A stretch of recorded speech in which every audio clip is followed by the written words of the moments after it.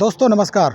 बहुत स्वागत है आपका चौकस भारत में। मैं आपका दोस्त ब्रजेंद्र। शिक्षा विभाग में जिस तरह का माहौल बन गया है, ख़ास करके ये माहौल तब और ज़्यादा बिगड़ते दिख रहा है जब के पाठक ने छुट्टियों की एक फहरिस्त में बदलाव कर दिया है। और इस बदलाव के बाद जैसे ही ये नोटिफिकेशन रिलीज़ हुआ है, अचानक से इसके जद में जो सबसे पहला पर्व था, वो भाई बहन का जो सबसे ज़्यादा स्नेहिल पर्व कहलाता है, रक्षाबंधन, वो आ गया।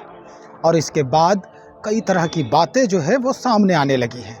अब तो यहाँ तक बात आ गई है कि सरकार के अंग माने जाने वाले माले जो महागठबंधन में जिनकी शिरकत है फिल वक्त, वो भी अब आड़े हाथों ले रहे हैं।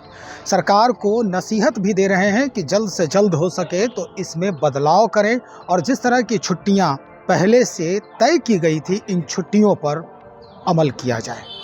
कई बातें हैं, कई मुद्दों पर उन्होंने चर्चा किया है। हम पहले सुनते हैं कि माले विधायक जो पालीगंज के विधायक हैं संदीप सौरभ जी क्या कह रहे हैं। आप सब लोग जानते हैं कि बिहार शिक्षक संघर्ष मोर्चा बिहार के विभिन्न शिक्षक संगठनों का संघर्ष का एक साझा मोर्चा है, एक प्लेटफॉर्म है। और हम लोगों ने एक लंबे समय से जो शिक्षकों की मांग रही थी राज्यकर्मी का दर्जा देने के लिए, उस मांग को लेकर के एक समन्वय समिति कहिए या एक साझा प्लेटफॉर्म कहिए, वो हम लोगों ने तैयार किया। और उसके बाद आंदोलन भी चले, सरकार से बातचीत भी हुई, सरकार ने कुछ परिणाम भी दिया, घोषित कम से कम किया। लेकिन अभी हाल के समय में जो नई घटनाएं सामने आ रही है, और ख़ास करके जो रक्षाबंधन से ठीक पहले जिस तरीके से शिक्षा विभाग के अपर मुख्य सचिव के पाठक द्वारा कई सारी छुट्टियों को रद्द कर दिया गया और छुट्टियों में कटौती की गई, और जहां 26 छुट्टियां बन रही थी उसको 11 तक ला दिया। उसके बाद पूरे बिहार के भीतर शिक्षकों के अंदर एक ज़बरदस्त आक्रोश है। और उसी संदर्भ में साथ ही साथ जो राज्यकर्मी का दर्जा देने की मांग है, इन दोनों मामलों को लेकर के आज हम लोगों ने ये प्रेस कॉन्फ्रेंस बुलाया है। हमारी बहुत सीधी बात है कि जनवरी से लेकर के अभी तक ये जो सत्र है, ये साल है, इसमें जितना वर्किंग डे रहा है स्कूलों के अंदर, जितने समय पढ़ाई हुई, उसको अगर काउंट किया जाए और पुराने कैलेंडर से पुरानी छुट्टियों के अनुसार अगर जो शेष बचे हुए साल हैं इसको अगर जोड़ दिया जाए तो कुल मिलाकर के टोटल वर्किंग डे स्कूलों के अंदर जो हो रहा है वो 251 है। 251 डेज बिहार के अंदर स्कूलों में पढ़ाई होगी। जो राइट टू एजुकेशन एक्ट की बात हो रही है, जो अपर मुख्य सचिव ने अपनी चिट्ठी में जिसका उल्लेख किया है, उस एक्ट के अनुसार प्राथमिक शिक्षा के लिए साल में 200 दिन विद्यालय खुलना ज़रूरी है। जो मिडिल स्कूल है उसमें 220 दिन, उसमें 220 दिन खुलना ज़रूरी है। लेकिन पहले की छुट्टी के अनुसार ही जब 251 दिन पूरा हो रहा था, ऐसे समय में अलोकतांत्रिक तरीके से तानाशाही रवैया अपनाते हुए के पाठक ने जिस तरीके से छुट्टियों को रद्द किया है, उसका हम मुखर विरोध कर रहे हैं और सरकार से मांग कर रहे हैं कि छुट्टियों को कम करने वाला या रद्द करने वाला जो सर्कुलर शिक्षा विभाग से जारी हुआ है उसको तत्काल वापस लिया जाए। इसके साथ ही साथ हम माननीय मुख्यमंत्री महोदय से, माननीय शिक्षा मंत्री महोदय से ये मांग करते हैं कि शिक्षा विभाग को अंधाधुंध तरीके से शिक्षक विरोधी जो नीतियां ली जा रही है, वैसे नीतियां लेने वाले अपर मुख्य सचिव के पाठक को तत्काल शिक्षा विभाग से बर्खास्त किया जाए। मामला सिर्फ छुट्टियों का नहीं है। इससे पहले भी हम लोगों ने देखा कि वैशाली जिला में एक महिला शिक्षिका जो अपने विद्यालय में स्पेशल लीव लेकर के अपने घर पे थी, और सब लोग जानते हैं कि महिलाओं को महीने में पीरियड्स के दौरान 2 बार स्पेशल लीव लेने का प्रावधान है। माननीय श्री लालू प्रसाद यादव जब बिहार के मुख्यमंत्री थे तब उन्होंने इस नीति को बनाया था और पूरे देश के अंदर ये नीति एक मिसाल के रूप में था। लेकिन बिहार में जब वो नीति चल रही थी वैसे में कोई महिला अगर आवेदन लिख करके दी हुई है कि स्पेशल लीव हमको चाहिए, अपर मुख्य सचिव उस विद्यालय में जाते हैं। वहाँ जाने के बाद उन्होंने उस छुट्टी को कैंसिल किया और उस महिला शिक्षिका के खिलाफ एक शो कॉज नोटिस जारी किया और उनका वेतन रोक दिया। इतना ही नहीं, हमने ये भी देखा कि समय समय पर वो चाहे पदाधिकारियों की बैठक हो या विद्यालयों में जब दौरा करते हैं के पाठक, वहाँ जाने के बाद वो इतना इनसेंसिटिव तरीके से, इतना असंवेदनशील तरीके से टीचर से बात करते हैं। जैसे पिछले बार एक वीडियो वायरल हुआ, आप लोगों ने देखा होगा, जिसमें वो एक शिक्षक को इडियट कह रहे हैं, मोटा इडियट कह रहे हैं और बच्चों के सामने कह रहे हैं। के पाठक को ये जानना चाहिए कि वो आज जिस पद पर हैं, कोई न कोई शिक्षक उनको पढ़ाया होगा तभी वो उस पद पर गए। और वैसे समय में जब आप किसी पद पर चले गए हैं तो आप शिक्षकों के साथ गाली गलौज नहीं कर सकते हैं। ये कतई बर्दाश्त नहीं किया जाना चाहिए।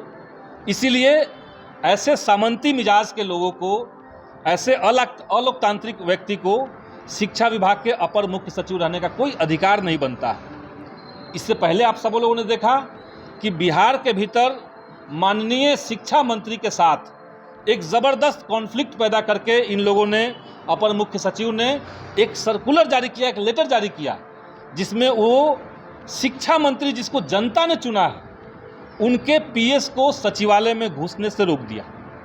और पूरे बिहार के भीतर एक संवैधानिक संकट की स्थिति पैदा हो गई कि विधायिका और कार्यपालिका में किसका चलेगा। उस समय भी हम लोगों ने यही लाइन लिया था कि कार्यपालिका जो है वो विधायिका के मातहत ही हो सकता है, उसके अंडर ही हो सकता है। इसीलिए हमारी एक तो पहली मांग आज है कि के पाठक को निलंबित किया जाए और छुट्टियों को कम करने का जो उन्होंने फरमान जारी किया है उसको तत्काल सरकार रद्द करे।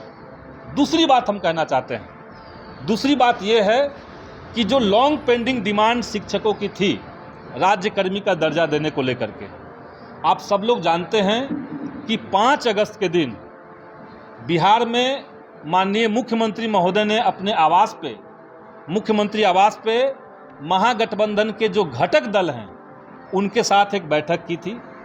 उस बैठक में भाकपा माले की तरफ से मैं भी मौजूद था और वहाँ पे तकरीबन 2 घंटे की लंबी बातचीत के बाद सरकार ने कहा कि हम इस मामले को सकारात्मक तरीके से लेते हैं और उस दिशा में सरकार बढ़ेगी। और उसके बाद 15 अगस्त के दिन माननीय मुख्यमंत्री ने गांधी मैदान में सार्वजनिक तौर पे मंच से इस बात की घोषणा की कि बिहार के तमाम नियोजित शिक्षकों को सरकारी कर लिया जाएगा। तो राज्यकर्मी उनका अभिप्राय था। उसके बाद माननीय उप मुख्यमंत्री ने भी अपने भाषण में कहा कि उनको राज्यकर्मी का दर्जा देंगे। लेकिन हमारा ये कहना है कि सरकार तत्काल इस चीज़ को शुरू करे। राज्यकर्मी का दर्जा देने का मामला जो है वो अब सरकार को शुरू करना चाहिए, इससे पहले कि लोकसभा चुनाव का आचार संहिता में कोई मामला फंसे। सरकार को ये करना चाहिए। इसके लिए कोई सरकार के ऊपर फाइनेंशियल बर्डन नहीं है, ये हम लोगों ने बार बार इस बात को दोहराया है। अभी जो नियोजित शिक्षकों को पैसा मिलता है, वेतन मिलता है, वो वेतन और राज्यकर्मी का बन जाने के बाद जो वेतन मिलेगा उसमें बहुत ज़्यादा का फर्क नहीं। तो सरकार इनको राज्यकर्मी का दर्जा तत्काल दे, एक तो हम लोग ये मांग करते हैं। इसके साथ ही साथ राज्यकर्मी का दर्जा के साथ जुड़ा हुआ एक और मामला है जिसमें हम लोग चाहते हैं कि सरकार जो है वो स्थानांतरण का जो प्रावधान है, सब लोग जानते हैं कि 2020 में बिहार सरकार ने नियोजित शिक्षकों के लिए जो सेवा शर्त नियमावली लाई थी, उस नियमावली में उन्होंने उल्लेख किया कि बिहार के सभी शिक्षकों को, जिसमें महिलाओं को और दिव्यांगों को प्राथमिकता दी गई, 1 टाइम सेटलमेंट के अनुसार सबको एक बार ट्रांसफ़र का मौका दिया जाएगा। 2020 का वो कानून है, लेकिन आज 2023 चल रहा है और अभी तक सरकार ने उस दिशा में कोई ठोस कार्रवाई नहीं की है। इसीलिए हम लोग मांग कर रहे हैं कि उसको तत्काल सरकार लागू करे और जो भी शिक्षक बिहार में स्थानांतरण चाहते हैं उनके स्थानांतरण की प्रक्रिया शुरू हो।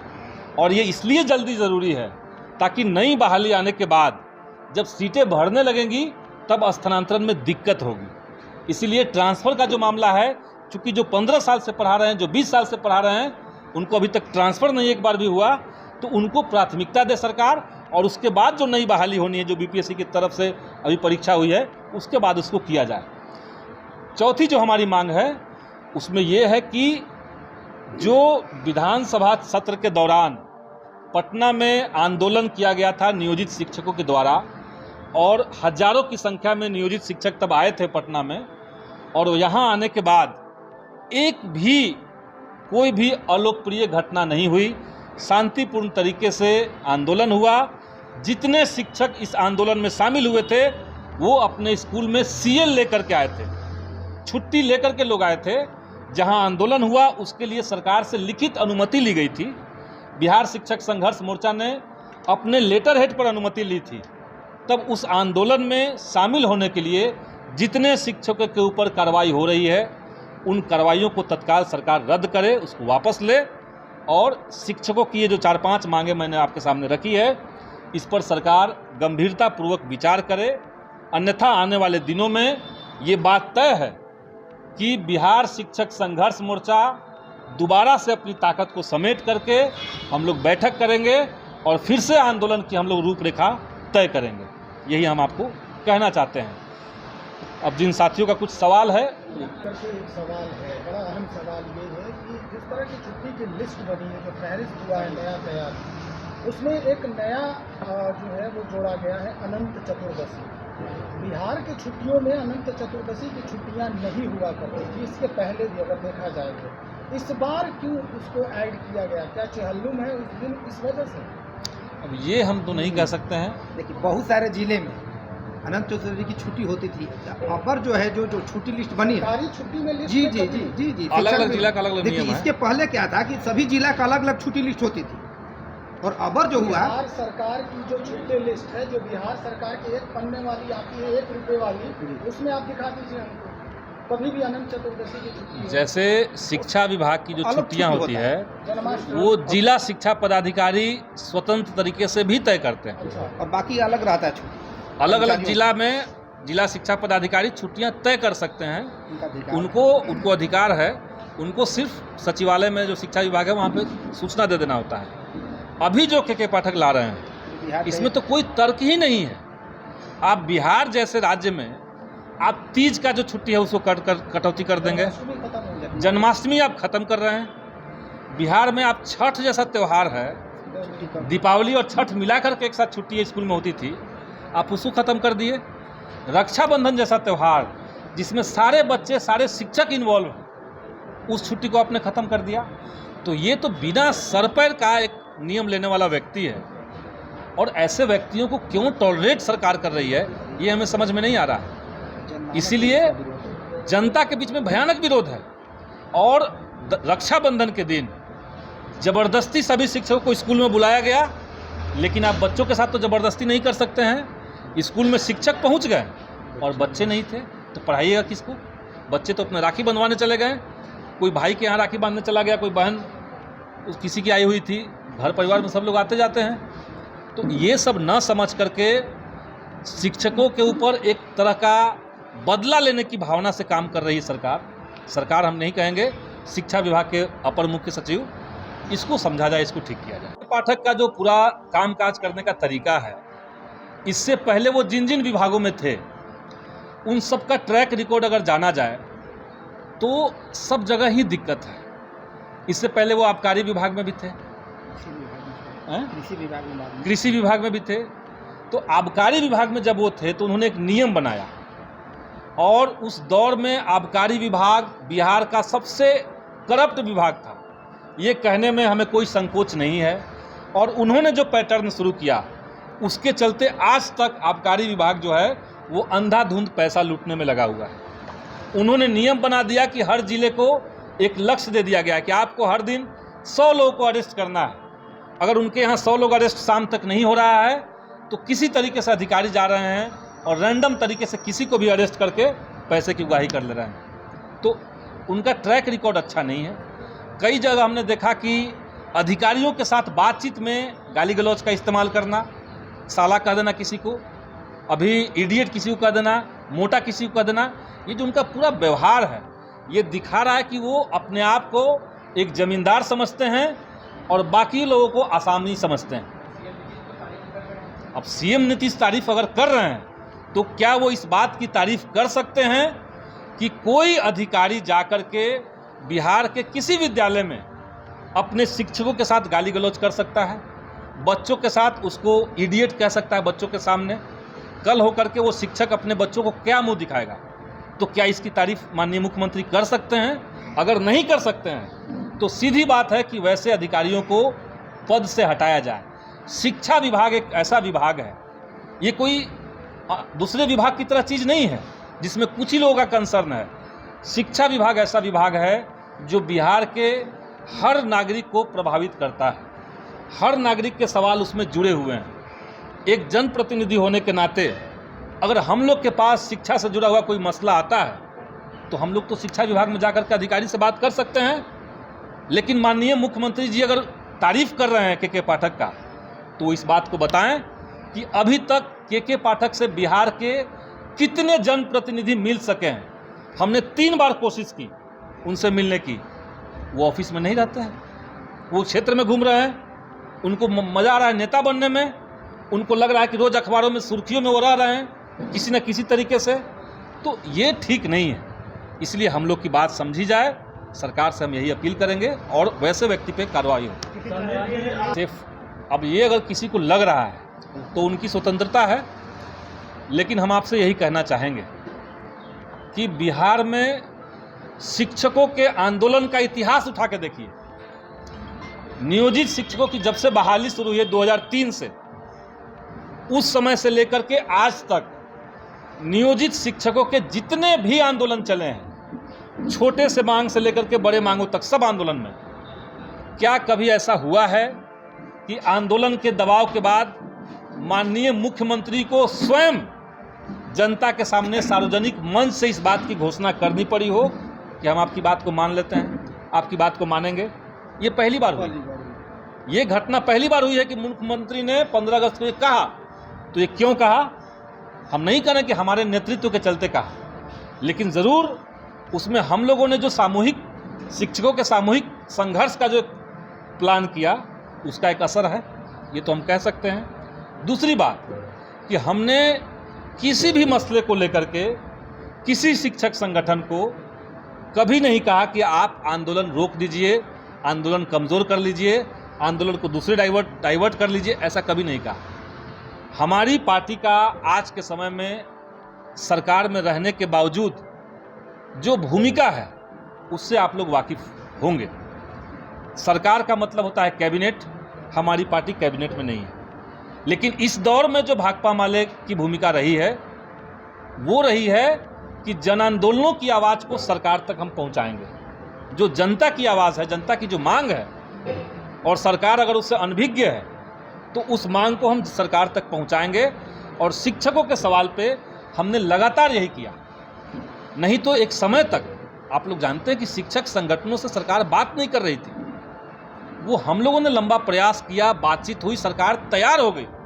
और ये आज की मांग नहीं है राज्यकर्मी का मांग, और राज्यकर्मी का एक बार मांग अगर पूरा हो जाता है, ऑफिशियली अनाउंस हो जाता है, नियोजित शिक्षक अगर राज्यकर्मी बन जाते हैं तो कई सारी समस्याएं जो हैं शिक्षकों की वो ठीक हो जाएगी, ख़त्म हो जाएगी। तो सुना आपने किस तरह से हर मुद्दों को लेकर संदीप सौरभ आज सरकार की आंखें खोलते नजर आ रहे हैं। इन्होंने यहाँ तक कह दिया है कि अगर सरकार नहीं मानती है तो हमारे इस पूरे मोर्चे के साथ 16-17 संघ है जो कोई न कोई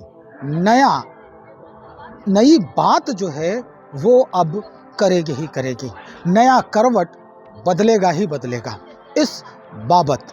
लेकिन उससे पहले ये पूरी जानकारी जो है वो शिक्षा विभाग से निकल कर सामने आनी चाहिए कि इसमें कोई परिवर्तन होना तय है या फिर जिस तरह के फरमान जारी हुए हैं वो फरमान कंटिन्यू ही बना रहेगा। बहरहाल हम और भी खबरों को बहुत जल्द लेकर हाजिर हो रहे हैं इस बाबत, और इस खबरों के ऊपर आपकी क्या प्रतिक्रिया हैं ये भी हम जानने का प्रतीक्षा करेंगे। आप बने रहें हमारे साथ। बहुत शुक्रिया आपका।